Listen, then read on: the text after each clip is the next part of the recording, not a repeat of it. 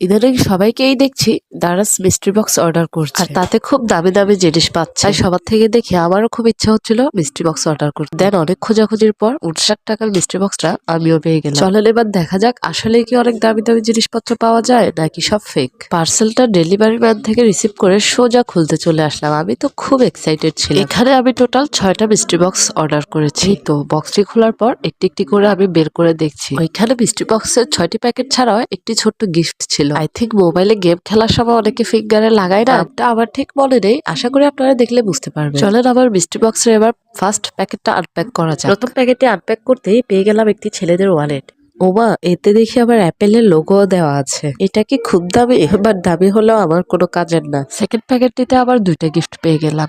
একটা mini battery system torch light আর একটা হলো ছোট্ট একটা mobile stand. And guess what, 3 number প্যাকেটে আমি পেয়ে গেলাম ফিটমি ব্র্যান্ডের একটি makeup setting spray. I think 59 টাকায় একটা সেটিং স্প্রে পাওয়া ভালোই হলো। আর এই হলো আবার 4 নম্বর প্যাকেট। এটিতে পেয়ে গেলাম একটি আতর। রানটা ভালোই ছিল, বাট আমি কাউকেই দেখিনি আজ পর্যন্ত মিস্ট্রি বক্সে আতর পেতে। আমি ফার্স্ট হয়তো।